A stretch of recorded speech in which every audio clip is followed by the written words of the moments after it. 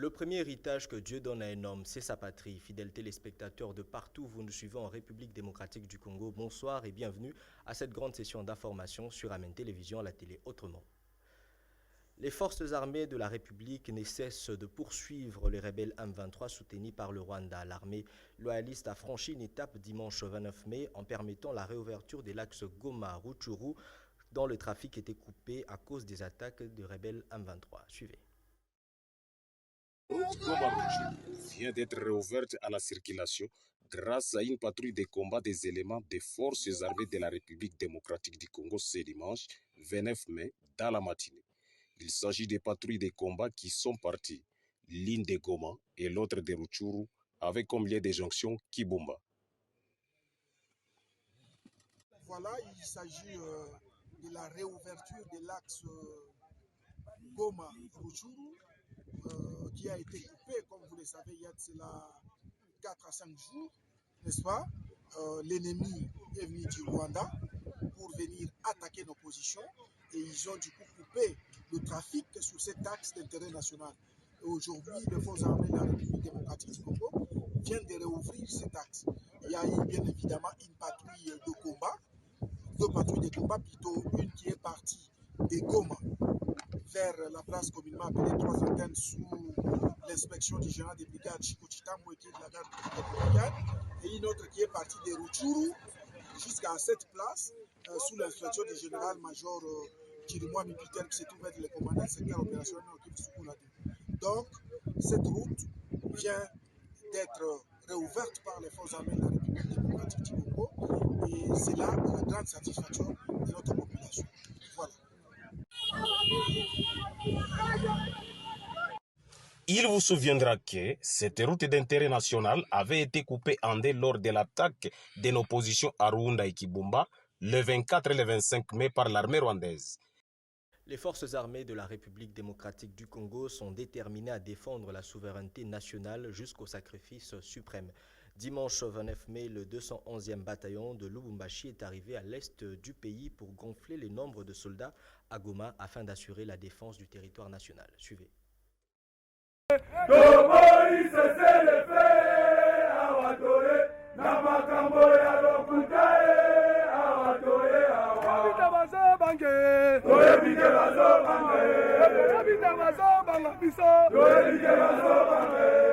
Venu de Lubumbashi en renfort, le 211e bataillon commando a reçu ce dimanche le 29 mai 2022 la visite du chef d'état-major général des forces armées de la République démocratique du Congo à Goma.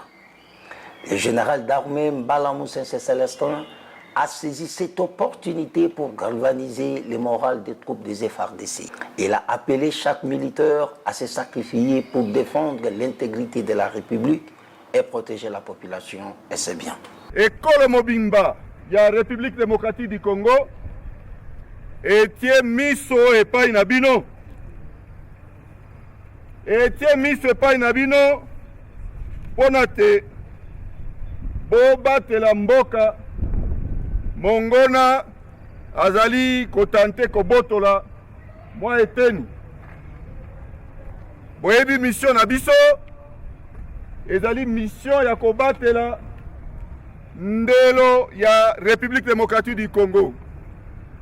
Po ete mongona akota te azwa ata eteni moke te.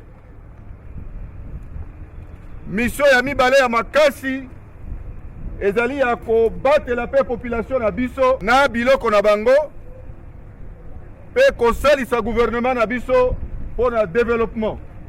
Abengi bino po boya kosalisa mosala ya baoyo babandaki awa po te population na biso ya Nord Kivu na ya Ituri eza kobundisama na M23 na ADF banguna ya mboka na biso. Tokokende bipai biso pona kobenga na monguna ekolo Kivu.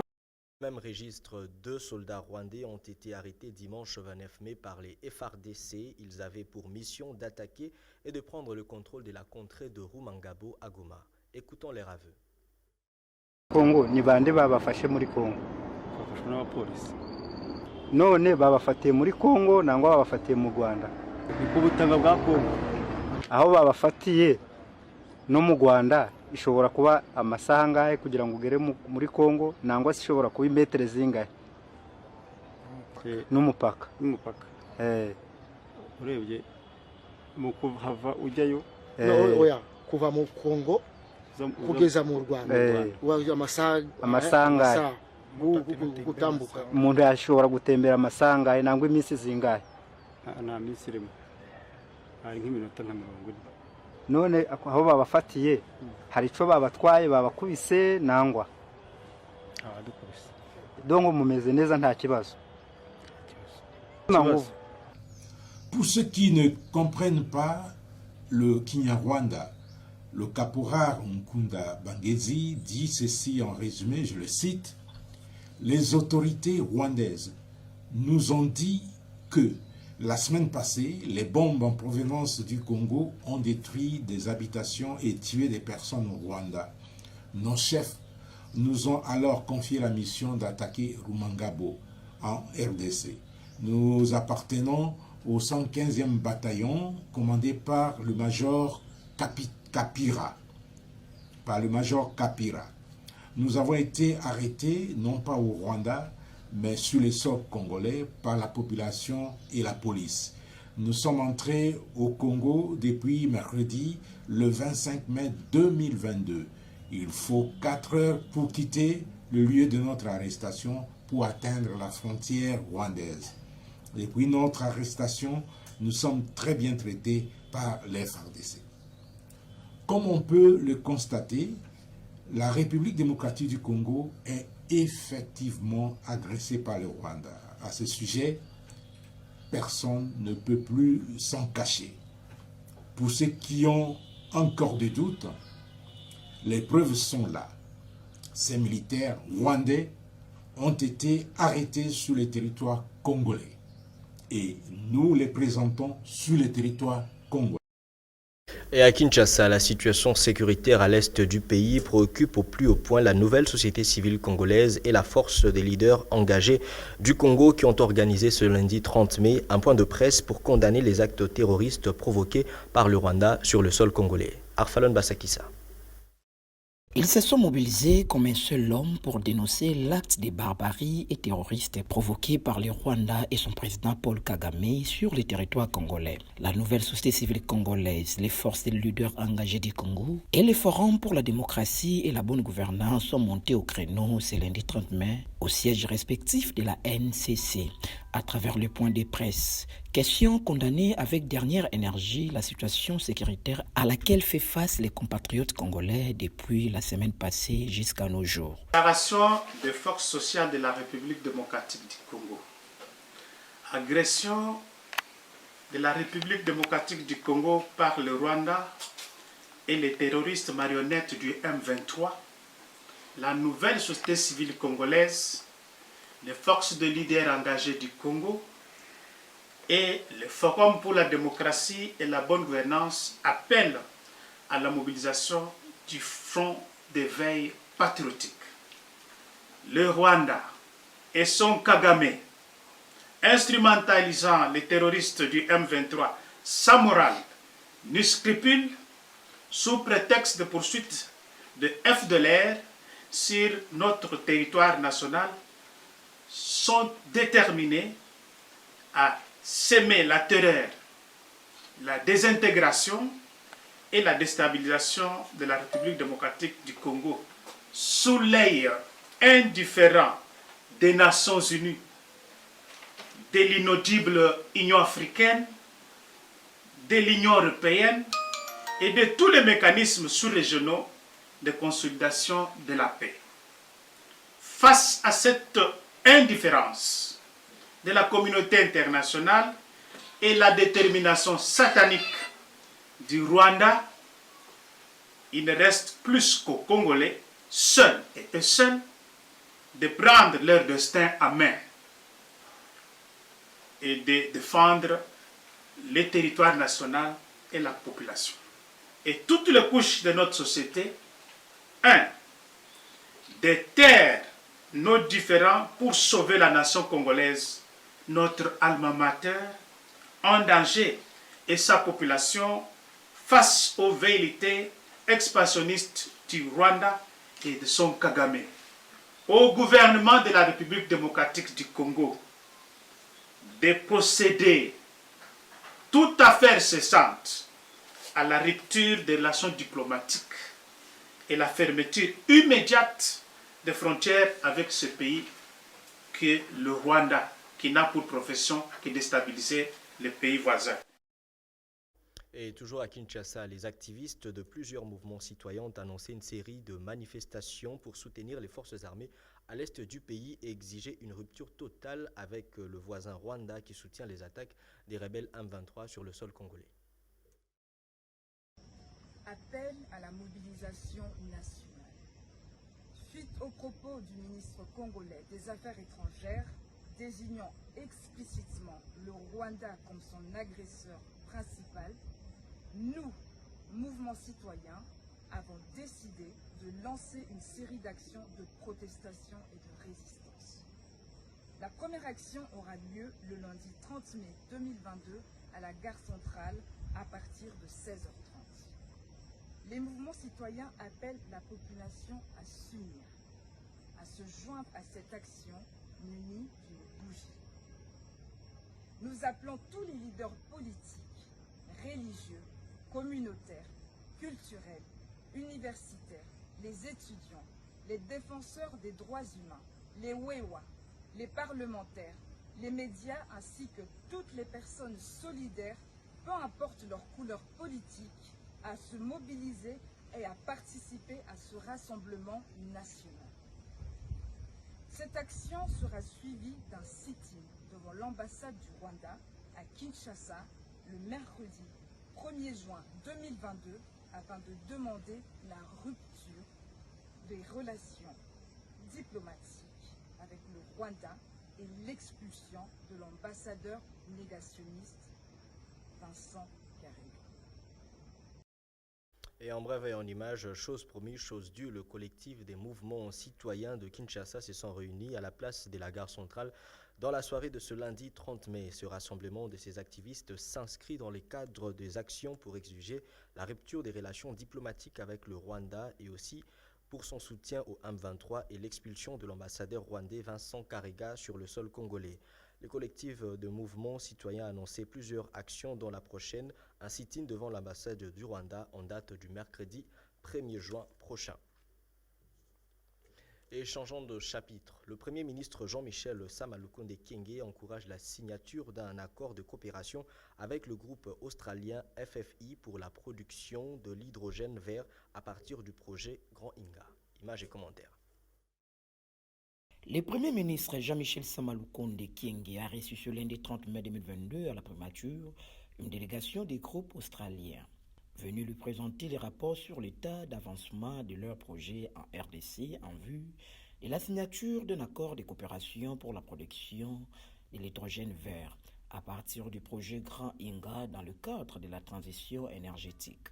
Évoluant dans les mines en Australie, veut se lancer en RDC principalement dans la production de l'hydrogène vert, un produit adapté pour la transition énergétique, la production de l'ammoniac vert et le traitement des métaux verts pour la consommation locale et pour l'exportation. Il compte produire 70, soit 70 MW d'énergie verte au total, soit 15 du barrage de Pioka, 15 du barrage de Matadi et 40 du Grand Inga. L'économie congolaise, l'économie africaine est une grosse contribution de la décarbonation du monde. Le sort du monde entier est en train de se jouer en République démocratique du Congo. Et en même temps que nous créons ce grand projet, il est très important que nous nous assurions que les communautés, les populations congolaises bénéficient sérieusement des opportunités qui seront créées aussi bien au niveau de la formation, de l'éducation, mais également des opportunités en termes d'entreprises qui peuvent saisir des contrats. Nous avons la capacité de travailler seuls, mais nous sommes complètement ouverts aux partenaires qui peuvent respecter les mêmes principes que nous. Ça veut dire travailler avec intégrité, mais également employer les Congolais et pas emmener des ouvriers des autres pays, former les Congolais et respecter les règles du pays. Nous avons déjà commencé et nous avons des équipes pleinement implémentées ici et qui travaillent au quotidien.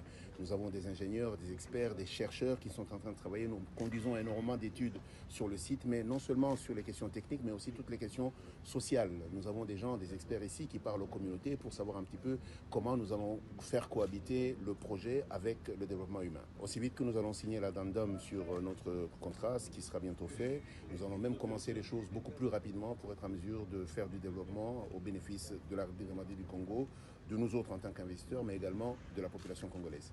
Il s'est souligné que l'Australien a déjà mené les études préliminaires pour près de 25 millions de dollars américains. Il a déjà des bureaux à Kinshasa où son staff dirigeant effectue son 44e déplacement avant de signer les contrats. Et puis quittons la primature, direction l'Assemblée nationale où la poursuite du congrès le samedi 28 mai dernier pour le parachèvement du processus de désignation d'un juge à la Cour constitutionnelle par le Parlement a rencontré la satisfaction de la plupart des congressistes présents, notamment le député national Chimpanga et Jean-Charles Okoto au micro de Mathieu Mpiana. Le sentiment de conscience tranquille pour un travail bien fait qui a été conduit jusqu'au bout. Il a fallu 2 jours. Pendant 2 jours. Nous sommes même pendant une nuit entière. On a travaillé un jour, on a travaillé toute la nuit d'hier et on a travaillé depuis le matin aujourd'hui pour arriver quand même à faire atterrir en douceur la plénière de ce congrès. Je suis très heureux que nous aboutissions à l'élection d'un candidat que je connais, que j'apprécie, envers qui j'ai beaucoup de respect. Et je suis convaincu qu'il va défendre l'honneur de la République démocratique du Congo en général, et plus particulièrement celle du Parlement. Une chose est vraie et qu'il n'y a pas de gagnant de terrain. Nous sommes tous membres du Parlement. La Chambre basse et la Chambre haute. Je ne veux pas entrer dans les polémiques. De toute façon, je crois que vous voyez les sénateurs, vous voyez les députés, les nationaux. Je crois que les choses sont bien correctes et je ne veux pas faire de polémiques. Vous les journalistes, il faut nous faciliter la tâche. Votre capitaine a caché les choses sont bien faites pour votre ministère. Nous avons un défaut, Papa Mbosso, surtout mon contribution à nous,